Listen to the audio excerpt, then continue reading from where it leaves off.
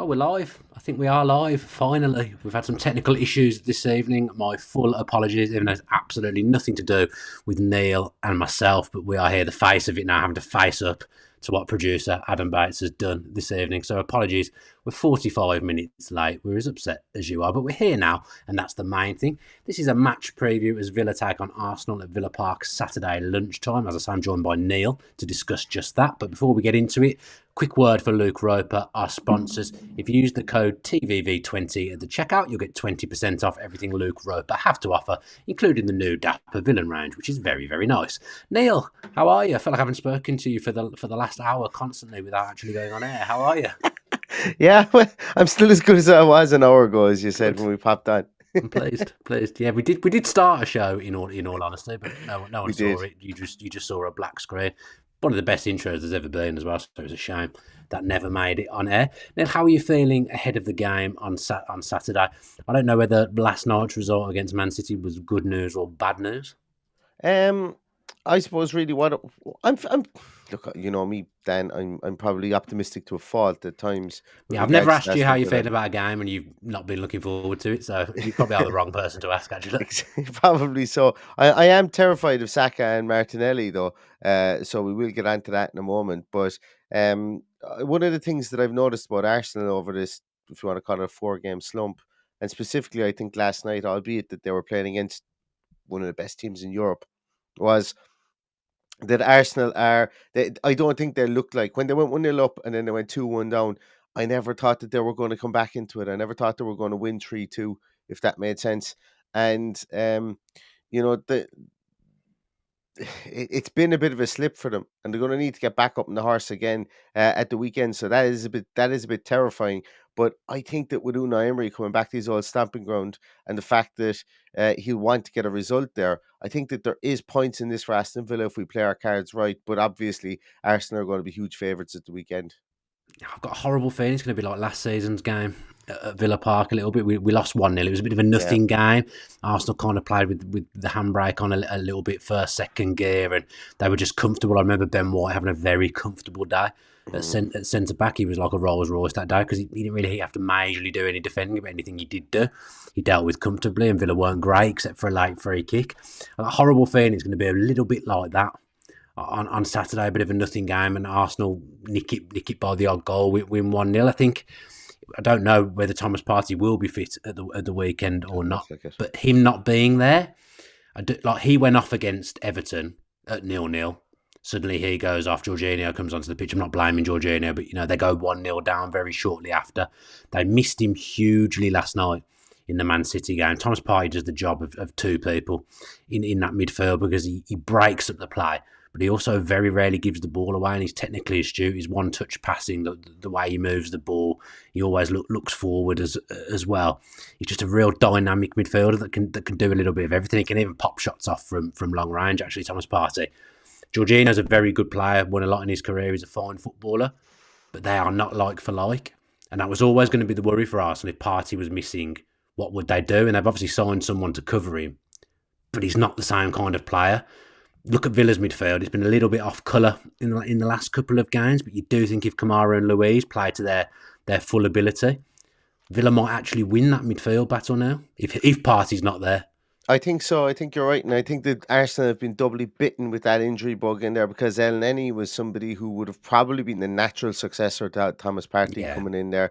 Just from a physical stature a, point of view. a, a lighter but more similar version, so like a Yeah, Party light, I would say. and what's a party light, Mm, party hard and party light. Party light. But I would imagine that what'll happen is that Granit Xhaka will probably go into that more enforcer role back where he's played previously, maybe pushing somebody like Jorginho out onto that onto that into that eight role a small bit more.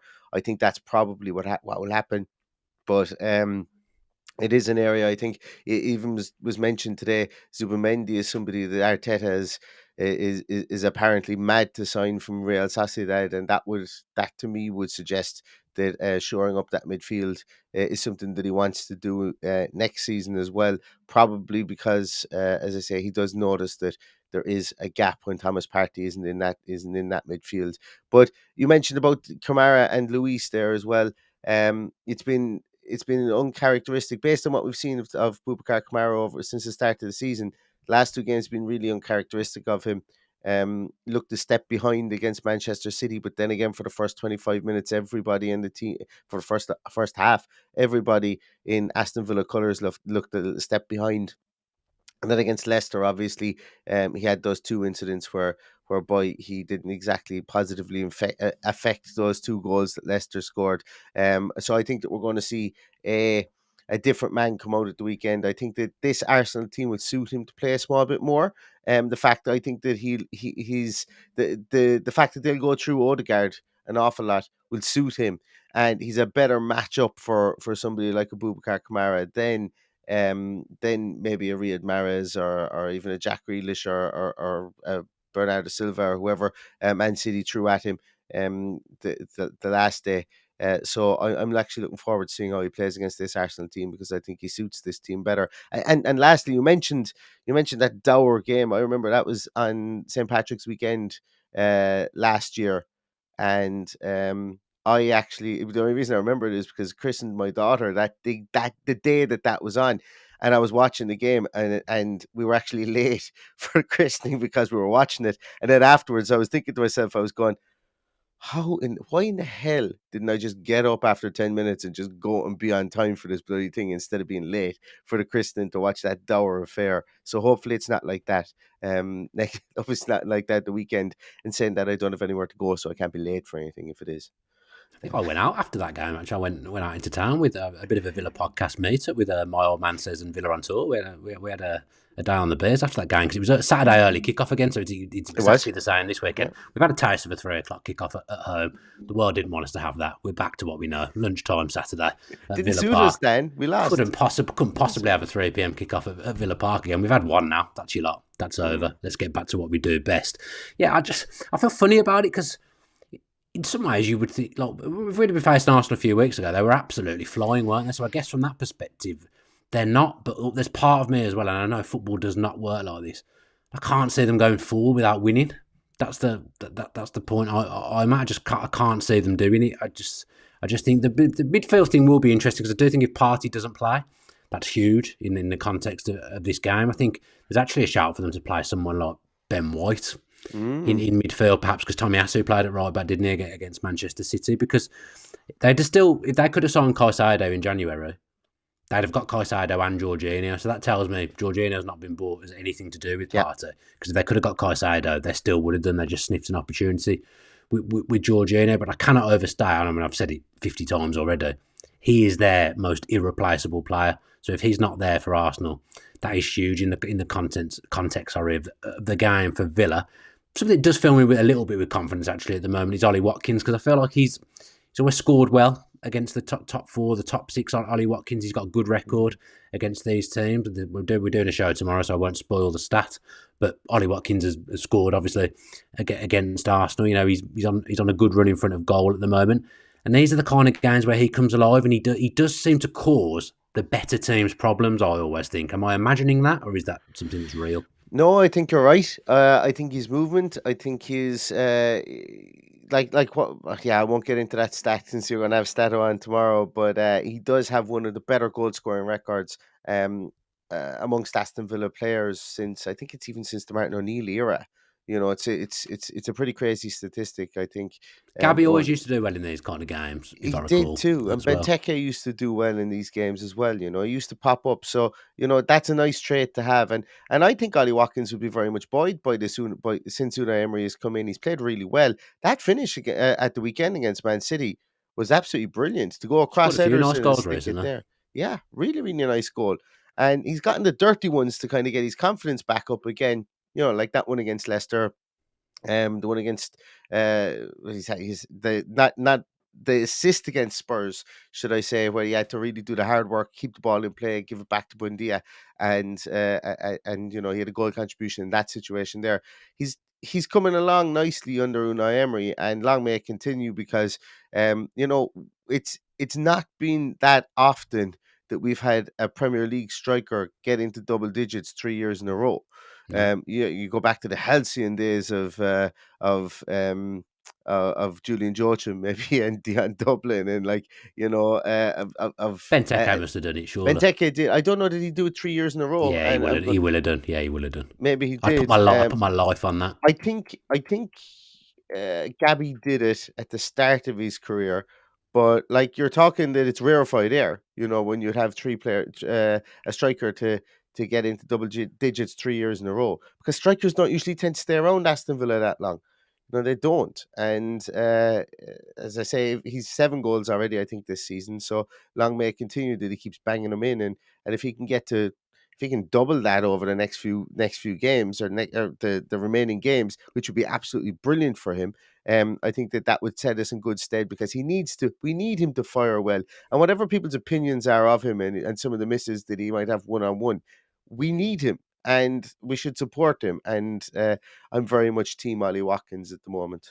He's scored different types of goals recently as well. You think of reacting to the rebound against Leicester, header from a set piece against Southampton, tidy finish against Manchester City on Sunday. So he's scoring different types of goals at the moment, which again is an encouraging sign. I'm talking about Arsenal having a number 5 missing, who's irreplaceable. If Tyrone Mings isn't playing on Saturday, Yep. there's barely any point us turning up, really. Is that because when he doesn't play in that defence, Aston Villa don't win football matches?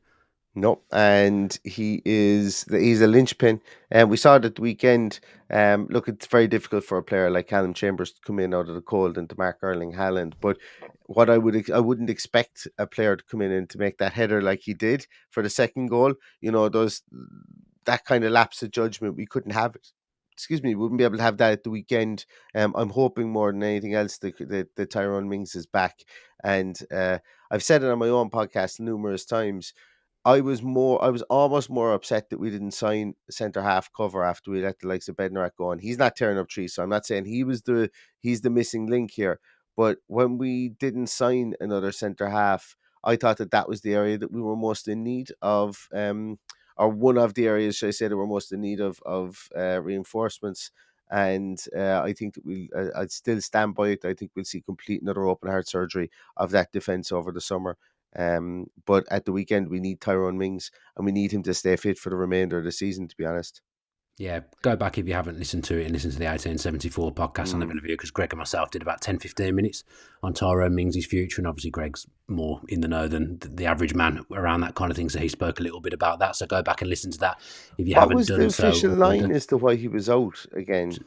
Just injured. It wasn't specified what it was. I guess we'll find out more in the press conference tomorrow. There was a little video earlier of some of the players walking out for training. I don't think Mings was on there. That doesn't mean he's not playing, because there was a few people not on there, but I don't remember Mings being on that video when I watched it this morning or this afternoon, whenever I saw it. So yeah, fingers crossed he's back, because we've just got a higher chance of winning a game if Tyrone Mings is in the defence. From what I've heard, I think Emery would have liked a centre back and would have signed a centre back had one been available who we thought was of the required quality, but there wasn't, so we didn't. So we move on with what we've got for the rest of the season. And again, like you say, I think it'll be something that will be looked at in the summer.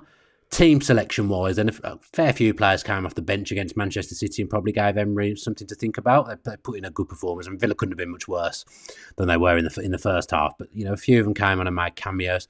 I'd be shocked if we didn't see at least 2 of those players that came on start this game now. I think so too. I don't know who though. McGinn and Coutinho are the I'd ones say I'm McGinn and thinking. Coutinho. Yeah, that's what I'm thinking too. I think that freshens up our midfield. Our midfield has gone a bit stagnant. I think it's no coincidence that Luis and Kamara, we mentioned there, they've had maybe 2 off days in a row, but also the 2 wide midfielders didn't exactly help either of our fullbacks in either of those 2 games. I think McGinn coming back into the team is a massive addition, gives you that bit of leadership up the field a small bit further forward. He's somebody that's held that armband so far this season. Mings comes back in, as we mentioned there. That gives you that small bit of leadership at the back as well, with Emi Martinez there, and it just rounds out that leader. Like, missing those 2 guys is big on the vocal the vocal aspect of the game. Also, Philippe Coutinho is beginning to round off and come into his own again. We've had 2 good cameo appearances off the bench from him. Um, Maybe he gets the start of the weekend, and if he does, I hope that he's performing to the level that he has been, because he's been industrious and he's been energetic, and we're beginning to see those little round the corner passes that he made him famous. Those lovely weighted passes. He made a lovely weighted pass to Alex Moreno in the second half against Manchester And City. It was Moreno might beautiful come to in as well, see. actually, mightn't he? Exactly, and that's what I was That's going one to I'd say. be I all think for, he to might be be come honest. in. He might come in too as well. Yeah, yeah. And look, who's to say? Maybe Matty Cash doesn't come in at right back as well. Just against this against Saka, or even Martinelli. Maybe they bring in a Matty Cash like that. Maybe 2 days against two big teams like that for an Ashley Young might be too much for him at 37 years of age. I don't know. I wouldn't. I'd keep Ashley Young in there if he's fit and if his numbers are good and if he's not showing any signs of fatigue. But there's a lot of options still open to Unai Emery for this game at the weekend. Yeah, I think Moreno probably makes sense just in terms of pace because he's the left back that's obviously further up the pitch out of the two fullbacks. If Luka then gets caught high up the pitch and Saka's ahead of him, Yeah, he's not getting back in. So yeah. and if Mings wasn't there as well coming across and it's Chambers, you're suddenly putting yourself in all kinds of problems. I think Moreno over the last couple of cameos, a bit like Coutinho, has probably done enough to start now. I would say over Luka Dean. So actually, there could end up being 3 changes. There'll be people who want Duran to play as well after his cameo, but there's no chance he's going to start against Arsenal. I just Do, can't see a world where that happens. But I still think he'll come off the bench again and he'll be useful because he looks lively when he comes off the bench. And maybe at the moment that's his role, and there's nothing wrong with that because you can make 5 subs. You can have John Duran come in and play for 15, 20 minutes and it will make an impact on the game. So I've no problem with him being on the bench and coming on because I think that's the way he probably should be used at the moment. It seems in the comments people want McGinn. I guess that would be McGinn for Ramsey, Coutinho for Buendia I'm going to go with, although you may see a world where Bailey comes out and one of Buendia and Coutinho plays closer to Watkins, but maybe in a game where you're expecting to have less of the ball, Bailey gets left in purely because of the pace in transition. I don't think Leon Bailey, even if John Duran doesn't start up top, I don't think Leon Bailey starts this game. I think he might go with like a Buendia. I think Buendia and Coutinho could start this game. Maybe he plays Buendia up top, or he plays Coutinho beside an Ollie Watkins. He's done it before, and I think he might do it again. I think that, and it's not. Look, sometimes it gets we can be very our football fans in general. I'm not going to say we because I personally don't feel I do it, and I know you don't do it. And I know the majority of Aston Villa fans don't do it. But in the heat of the moment, sometimes what we can do is we can maybe be, maybe think, okay, this guy's had his chance. That's it. I'm done with him.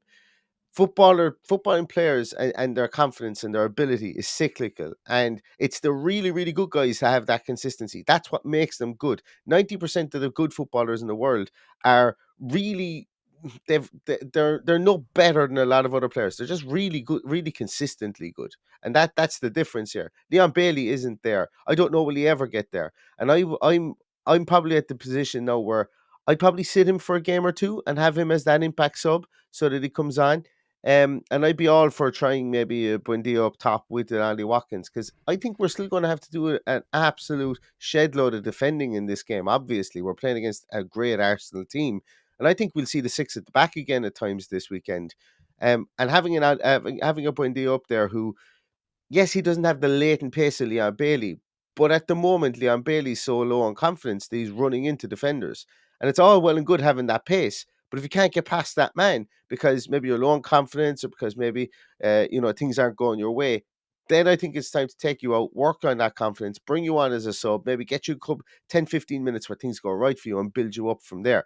And I'd be all for that, I think, at the weekend. And it's not to say that Leon Bailey's a bad player. We paid 30 million for him. We may have gotten it wrong. We may have gotten it right. I think time will tell. Things aren't going right for him at the moment, but we have who we have between now and the end of the season. And I think maybe starting that Buendia, maybe a Buendia or a Coutinho up beside Ollie Watkins, I think would be something I would be looking at the weekend, just to try and shake it up a small bit because I don't think Bertrand Traore is going to be right and ready. No, I take your point with what you've said. What you said makes sense. I just think he gets this game because I do think that we'll be in transition a lot, and I do think Emery will just think it's not Villa aren't blessed with a load of pace, and then by taking a pacey player out, it makes us even more one pace. I just think he gets this game against Arsenal. I mean, in fairness, attacking the whole end in the first half like we have been. Probably Yeah, 50-50 whether he scores or not in the first 10 minutes, because he's done that's that in true. quite a few of the big games now at Villa Park, where we've attacked the whole 10 first half and he scored within the first 10. So it'll be interesting to see if we do that and we start that game. But I think Emery got burnt a little bit in the last game against Leicester by trying to be that bit more expansive, and maybe we weren't ready for it at all. And like I Mhm. say, got burnt, letting some bad goals, got caught in possession, lost the game, shipped 4. I think maybe by getting burned in this game, it means we put in a little bit more of the type of performance we put in away at Brighton, away at Spurs, but we try and do that at home maybe and sit in a little bit more. I've got the feeling we might see that at the weekend, because I do think that Leicester game will be fresh in his mind, that he Yeah. kind of tried something different that day. And although we scored 2 and looked good going forward, at the back we were all over the place, and he won't want that to happen, and he definitely won't want it to happen against his old team in Arsenal, because he's got a point to prove himself. Emery, he'll be upset with the way he was let go there. Didn't do a bad job at Arsenal by any No. stretch of the imagination. I think Arsenal fans looking back now would say, yeah, actually, he did do all right. Maybe he wasn't as bad as some people said. He did do a lot of good there. He just maybe was the right manager at the wrong time, so to speak. So he'll want to win this game. A couple of weeks ago, I really hoped that we'd get to this game actually, and they still hadn't lost, because it felt like the perfect story. Well, they haven't lost since September, when they lost to Manchester United. They're gunning for the league. Looks like they're going to do it, and then the manager that they let go beats the newer manager. So I felt kind of good with that storyline that was developing, but that's been ripped away from me in the last 2 or 3 weeks. Neil, we're going to finish with your prediction then. What do you think the score will be on Saturday? I'm going to go with Aston Villa scoring 1 goal and Arsenal scoring 1 goal. Okay. I knew you wouldn't predict us to lose. I am going to predict us to lose. I'm wrong most of the time when I do predict us to lose, actually. When I do predict us to lose, which again, like you, I don't do too often, we tend not to. So I'm doing it purely for that Go for reason. it. But I've just got this weird nagging feeling inside of me that it's going to be very similar to last season's game. And I don't want it to be, but that's just the little feeling that I've got there. So Neil, thanks ever so much for joining me tonight. I've been on with you for nearly 2 hours now, it feels like. I I'm think. yawning here. Yeah, So I'm trying to it's a stifle a late yawn. one. If anyone's wondering on the faces I've been pulling during this Yeah, it's podcast, a late I'm one. trying to stifle a yawn. Even you just saying the word yawn, I've had to just do the exact same thing. So thanks to those that are with us and have joined us live, and thanks to everyone that will tune in and watch as well. Be back at midday Friday for the AVFC Stato preview. I've seen the stats, there's plenty to chew through as usual, so we're going through and we'll do that show tomorrow lunchtime.